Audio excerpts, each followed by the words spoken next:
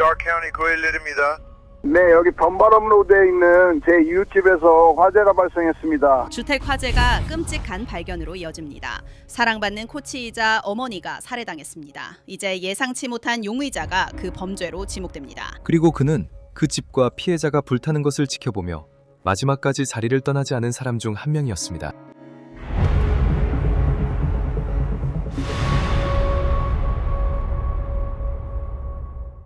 크라임픽스에 오신 것을 환영합니다. 저는 앙젠의 리비입니다. 오늘은 여러분께 다소 미스터리한 사건을 준비했는데요. 이 사건이 미스터리한 이유는 답보다 질문이 더 많기 때문입니다. 에리카 크레이머는 겉보기엔 멋진 삶을 살았으며 사랑이 넘치는 엄마이자 오하이오 앤소니아에서 치어리딩 코치로 일했습니다. 그곳은 데이턴 북동쪽의 작은 마을입니다. 크레이머는 농장을 소유하고 있었고 그곳에서 골든 리트리버도 키웠습니다.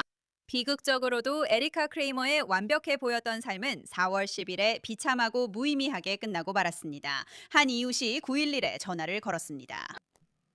Dark County 911입니다. 네, 여기 덤바람로드에 있는 제 이웃집에서 화재가 발생했습니다. 알겠습니다. 주소가 어떻게 되나요? 제 주소는 저랑 같은 길에 바로 있어요. 그녀의 주소는 모르겠어요. 뭐라고요? 0.723이에요. 아마도요. 얼마나 심각한가요? 여기저기서 연기가 나고 있어요. 하지만 집에 차량 2대가 있는 게 보여요. 전화를 해봤어요. 아무도 전화를 받지 않았고 집에 누가 있는지 모르겠어요. 모르겠어요. 알겠습니다. 당신의 이름이 뭐죠? 당신의 전화번호요? 네, 불꽃 보이세요? 불꽃은 안 보이지만 연기가 사방에서 나요. 알겠습니다. 바로 그쪽으로 보내겠습니다. 소방관들이 도착했을 때 연기가 정말 많았어요. 정말 많았죠. 소방관들이 이 큰 집에 불을 끄는 동안 Unseen 24도 현장에 있었습니다. 불은 2층에서 타고 있었습니다. 하지만 보안관은 나중에 현장에서 눈에 띄는 사람이 있었다고 말했습니다. 바로 앤소니아 자원소방서의 신입 자원소방관인 페이튼 빔이었습니다. 검사는 나중에 빔이 아주 빨리 현장에 도착했다고 말했습니다. 그는 거의 지나치게 빨리 도착해 유난히 눈에 띄었다고 했습니다. 영상은 그 화재가 에리카 크레이머의 집에 얼마나 큰 피해를 입혔는지 보여줍니다. 검찰은 에리카 크레이머가 살해됐다고 말합니다. 그녀는 2층 침실에서 숨진 채 발견되었습니다. 그녀는 등 뒤에서 4번 총에 맞았습니다. 에리카 크레이머가 숨진 채로 그리고 시신이 불타는 채로 발견된 지 이틀 후 페이튼 빔이 체포되어 그녀를 살해하고 집에 불을 지른 혐의로 기소되었습니다. 그는 법정에 출석했고 검찰은 그를 상대로 한 사건 내용을 설명했습니다. 판사님, 주측은 피고인이 이번 사건의 피해자와 어떤 관계가 있었는지 언급하고자 합니다. 피고인. 피고인은 피해자를 자신의 두 번째 어머니와 같은 존재라고 표현했습니다. 검찰은 이 상황에서 피해자가 피고인에 의해 살해됐다는 사실을 뒷받침하는 증거가 있다고 말씀드리고 싶습니다. 그녀는 등에 2번, 머리에 2번 총을 맞았습니다. 그녀의 시신은 휘발유로 보이는 액체에 흠뻑 젖었고 이 범죄를 은폐하기 위해 집에 불이 질러졌습니다. 피고인은 그 후 자리를 떠났다가 다시 돌아오거나 집에 갔고 이후 소방관으로서 이 현장에 출동하라는 호출을 받았습니다. 소방관이라는 명목으로 그는 불타는 집이 있는 그 현장에 가장 먼저 도착한 사람 중 한 명이었습니다. 그리고 그는 그 집과 피해자가 불타는 모습을 지켜보며 현장을 떠난 마지막 사람들 중 하나였고 이는 이 범죄의 심각성을 보여줍니다. 그리고 주에서는 그가 전과가 없고 이 다크 카운티에 거주지가 있다는 점을 이해할 것입니다. 하지만 그 심각성은 분명히 그런 점들을 능가하며 이 지역사회의 안전이 가장 중요합니다. 페이튼 빔의 변호사는 판사에게 의뢰인의 전혀 다른 모습을 제시했습니다. 빔 씨 역시 자신에게 소중했던 사람을 잃은 데 대해 큰 상실감을 느끼고 있습니다. 우리는 그 위에 서 있습니다. 여러분 앞에서 적용돼야 할 것은 그가 무죄로 추정된다는 원칙입니다. 그리고 이 사건에서 그에게 뒤집어 씌우려는 주장들이 있지만 그는 그것들이 사실이 아니라고 주장합니다. 그는 이 지역의 청년입니다. 그는 22살입니다. 그는 오늘 법정에 와 계신 부모님이 계시고 그 부모님은 이 지역에 살고 계십니다. 그는 어떤 면에서도 전과가 전혀 없습니다. 그리고 그는 끔찍하게 살해된 그 여성에게 해를 끼칠 의도가 전혀 없었습니다.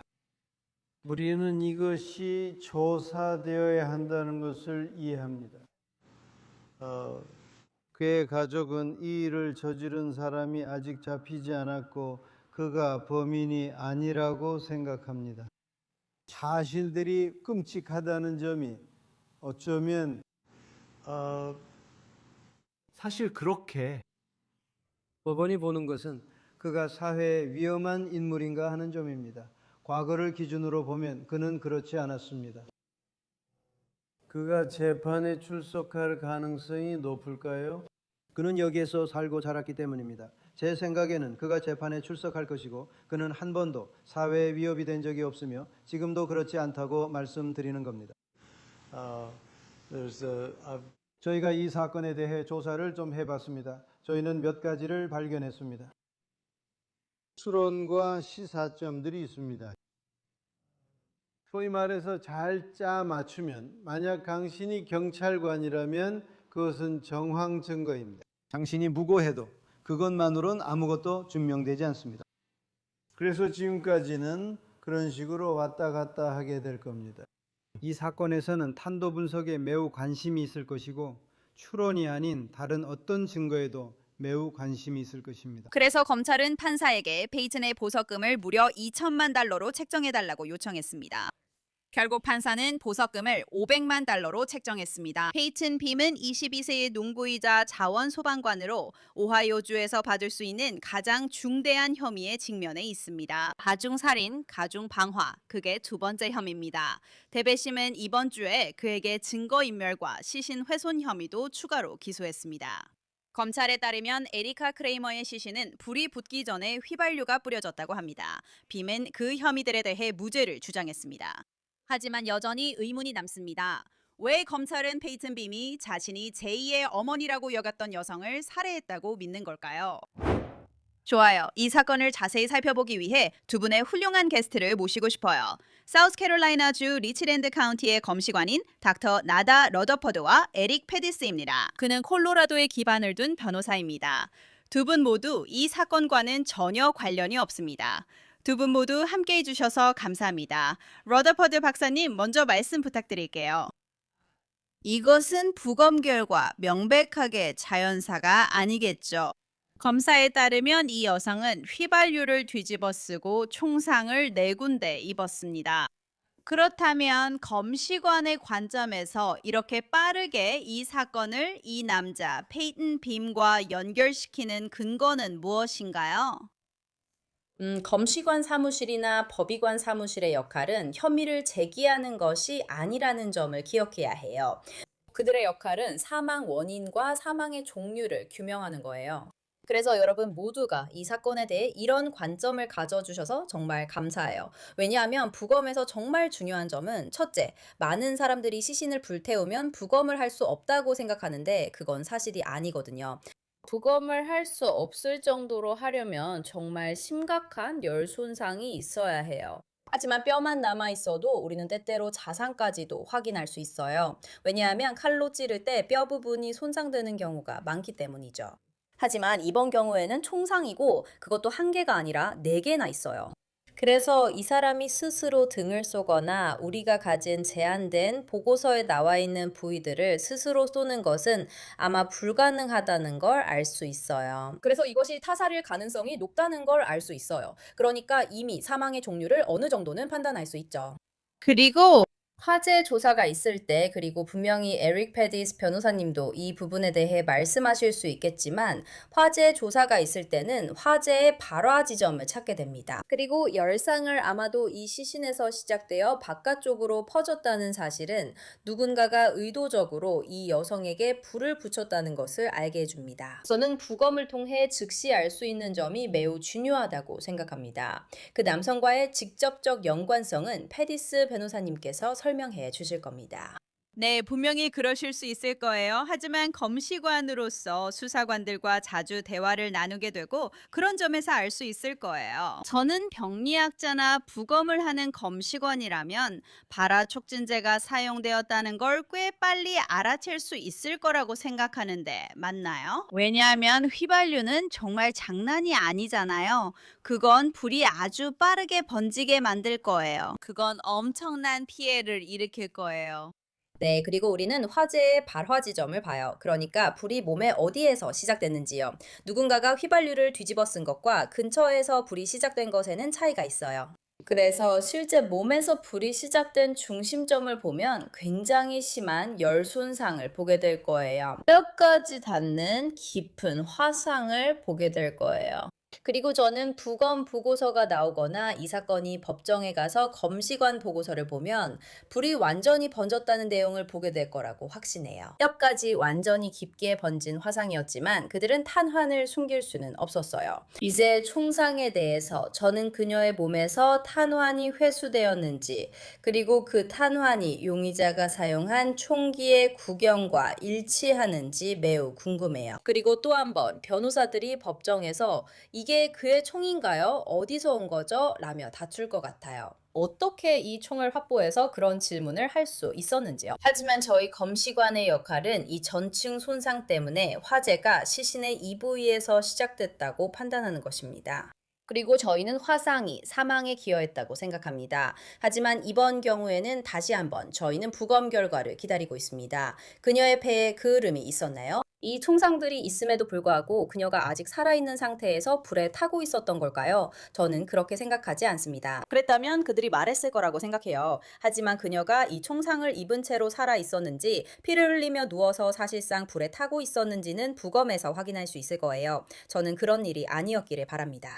네, 제발 그런 일이 아니었으면 해요. 세상에 이미 너무 끔찍하네요. 에리, 이제 질문할게요. 당신은 법정에서 활동하는 형사 변호사이시죠? 페이튼 빔의 변호사인 존 라이언은 그의 가족이 그가 이런 일을 저질렀다고 믿지 않는다고 말했습니다. 그리고 그는 증거를 보고 싶다고 말했습니다. 그는 단순한 추론이 아니라 탄도 분석 같은 증거를 보고 싶어 합니다. 이 사건은 4월 10일에 일어났습니다. 그리고 그들은 4월 12일 오후에 그를 체포했습니다. 그래서 그들은 앞서 말씀드린 것처럼 이 일을 꽤 빨리 처리했습니다. 그래서 그들은 그가 현장에 가장 먼저 있었다고 말하고 있어요. 그는 정말 빨리 도착했어요. 그는 에리카 크레이머 밑에서 일했어요. 그는 에리카 크레이머를 두 번째 어머니로 여기며 이렇게 불렀어요. 그런데 어떻게 검찰이 이렇게 빨리 그와 이 사건을 연결할 수 있었을까요? 제 생각에는 우리가 듣는 것보다 더 많은 게 있었던 것 같아요. 그가 현장에 빨리 도착했다는 것, 자원소방관이었다는 것, 그리고 자원소방관이 된 지 얼마 안 됐다는 것만으로는 부족하잖아요. 이 부분에 대해 어떻게 생각하세요? 네, 앤슨, 제 말은 이 사건의 상황을 고려하면 정말 짧은 시간 안에 이런 혐의들을 적용했다는 거죠. 변호인의 진술에 따르면 탄도 분석 결과가 아직 나오지 않은 것 같아요. 그렇다면 검찰이 이 사건을 이 피고인과 연결짓기 위해 또 무엇을 가지고 있었을까요? 우선 그들은 기회를 살펴볼 겁니다. 누가 그곳에 있을 기회가 있었는지, 집 안에 들어갈 수 있었는지, 누가 그 집에 접근할 수 있었는지, 누가 그 사람에게 접근할 수 있었는지, 누가 고인과 정기적으로 연락을 했는지 살펴보는 거죠. 이 모든 것들이 중요한 고려사항입니다. 그리고 검찰은 이 피고인이 그 조건에 부합한다고 결론 지은 것으로 보입니다. 게다가 이 사건에는 피고인의 신원과 관련된 독특한 특징들이 있습니다.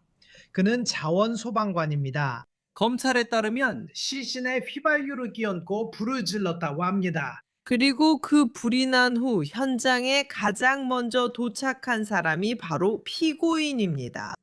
그래서 가끔은 진부하게 들릴 수도 있지만 용의자가 어떤 형태로든 다시 현장에 돌아오는 경우가 있습니다. 검찰은 그 일이 몇 시간 혹은 더 짧은 시간 내 발생했다고 말합니다. 그래서 이 피고인을 이 사건과 연결시킬 수 있는 몇 가지 특징들이 있지만 아직까지는 몇 가지 의문점이 남아있고 공개된 정보도 매우 제한적입니다. 그리고 저는 당신이 탄도 분석을 언급한 부분으로 다시 돌아가고 싶어요. 이틀이나 하루 반 만에 결과가 나올 리 없다고 생각해요. 그런 일은 없었을 거예요. 아마도 그들이 부검 중에 탄피나 총알을 제거할 수 있었을지도 몰라요. 죄송해요. 꺼냈을 수도 있죠. 잘 모르겠어요. 그들이 총알 구경을 알 수 있었을까요? 또 그가 이런 총을 가지고 있다는 것도 알고 있고요. 잘 모르겠어요. 있잖아요. 나다. 그걸 꺼낼 수 있었을까요? 그리고 총알이 얼마나 손상됐는지, 어떤 종류의 탄환인지에 따라 그들이 구경을 알아낼 수 있었을까요? 물론이죠. 화재로 인한 사망이 발생하면 우리는 보통 전신, 골격 검사를 실시해요. 즉, 머리 꼭대기부터 발끝까지 엑스레이를 찍는다는 뜻이에요. 그리고 우리는 그 엑스레이에서 나타날 수 있는 모든 부상의 흔적을 찾고 있어요. 그래서 만약 이런 발사체들이 아직 몸 안에 남아있다는 것이 나타나면 부검을 그 부분에 집중해서 진행할 수 있어요. 그 발사체들을 나중에 탄도학 조사와 비교를 위해, 그리고 범행에 사용됐을 것으로 생각되는 총과 대조하기 위해 가장 안전한 방법으로 보존하면서 제거하는 거예요. 하지만 이 시간을 빌려 말씀드리고 싶은 것은, 검시관이 조사를 할 때는 항상 경찰과 함께 또는 협력해서 진행하지만 그럼에도 불구하고 반드시 독립적으로 이루어져야 한다는 점이에요. 그래서 검시관의 질문은 이 사람이 마지막으로 살아있는 것이 확인된 시점이 언제였는지, 그리고 마지막으로 누구와 대화를 나눴는지에 초점이 맞춰질 거예요. 마지막으로 그들의 집에 온 사람이 누구였는지, 마지막으로 연락한 사람이 누구였는지 확인할 거예요. 휴대전화 기록도 살펴볼 거고요. 마지막으로 통화한 사람이 누구인지도 조사할 거예요. 문자 메시지와 장보기 목록 모두 확인할 거예요. 만약 식료품을 주문했다면 예전에 우리가 경찰이 누군가를 화재 사건과 연관짓는데 도움을 준 적이 있었어요. 그 사람이 현장에 칙필레이 봉투를 두고 갔는데 그게 집 밖에 있었고 영수증이 들어있었거든요. 영수증 덕분에 그 사람이 이 주문을 픽업했다는 걸 확인할 수 있었고, 우리가 가진 타임라인과도 일치했어요. 칙플레이에 가달라고 부탁한 사람과 연락한 시점과도 맞았거든요.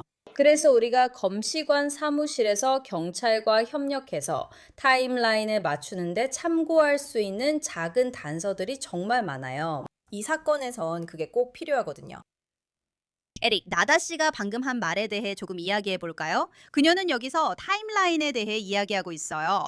누가 그 집에 있었나요? 누가 마지막으로 에리카 크레이머와 접촉했나요? 이 모든 것들이 정말 중요한 부분이에요. 그리고 저는 휴대폰 증거가 여기서 핵심이 될 수 있다고 생각해요.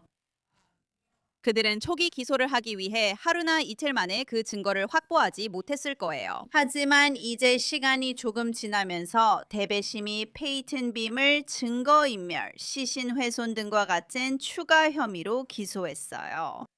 그래서 이제 그의 위치에 대한 추가 정보를 확보했을 수도 있어요.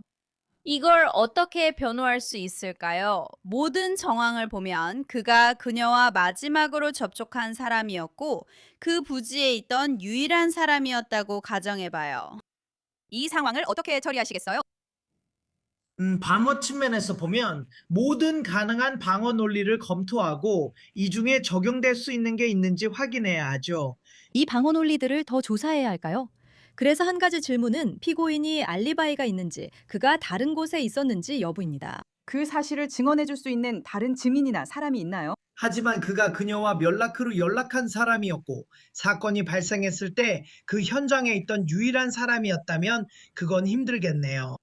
안에서 어떤 몸싸움이 있었나요? 신체적인 충돌이 있었나요? 아니면 우발적인 발사가 일어난 사고였나요? 사실 4번의 우발적인 발사는 정말 말이 안 되는 일이죠. 네. 하지만 등과 머리에 4번 우발적으로 쏘였다고는 생각하지 않아요. 하지만 그런 일은 일어나지 않을 거예요. 그러니까 제가 말했듯이 집 안에서 무슨 다툼 같은 게 있었던 건가요?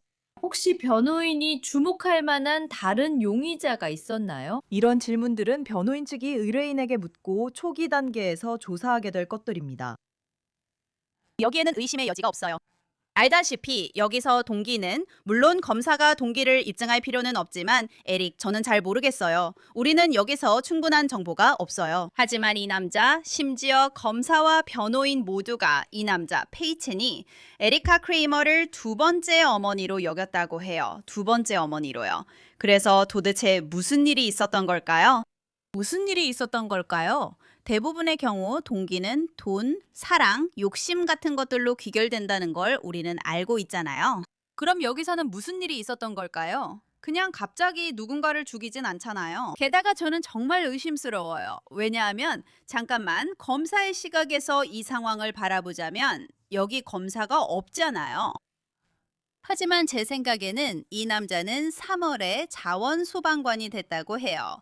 앤소니아 의용소방대의 게시글에 따르면요. 그는 의용소방대원이에요. 그래서 그는 3월에 그렇게 했어요. 4월 10일 에리카 크레이머가 사망했어요. 그럼 그가 이 살인을 준비하기 위해 그렇게 했을 가능성이 있나요? 나다가 말했듯이 해당 사건 자체뿐 아니라 그 사건에 이르기까지의 시간 흐름도 매우 중요할 수 있습니다. 그것이 우리에게 단서를 줄 수 있죠. 이 정보를 통해 어떻게 이 사건으로까지 번졌는지 우리가 조각조각 맞춰볼 수 있습니다. 그리고 안젤레, 그러니까 검사 입장에서 보면 저도 예전에 검사였으니까요. 막 의용 소방대원으로 들어간 사람을 보게 될 겁니다.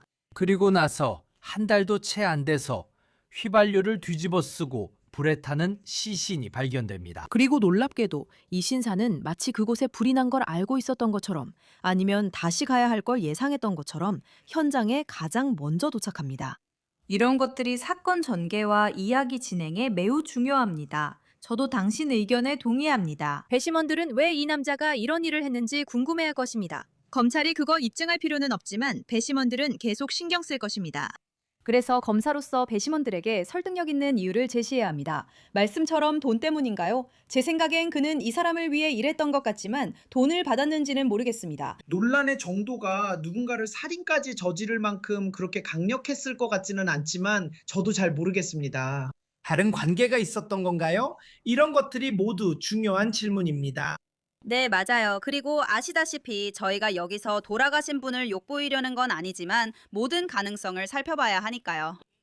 우린 정보가 거의 없고 우리가 아는 건 50세의 치어리딩 코치이자 사랑받는 어머니. 가족들에게 사랑받는 분이 총을 4번 맞고 그중 머리에 2번, 등에 2번, 휘발유에 뒤덮인 채로 사망하셨다는 것뿐이에요. 그래서 지금은 답보다 질문이 더 많아요. 그리고 현재 그의 가족들은 그를 지지하고 있어요. 그래서 네이터 씨, 이제 법의관이나 검시관 입장에서는 어떤 절차가 남아있나요? 초기 부검은 이미 끝났지만 복성 검사 결과는 6주에서 12주 정도 걸릴 거예요. 네, 여기는 TV가 아니에요. 그리고 저는 가족들과 우리 지역사회에 종종 그 점을 상기시켜 드려야 해요.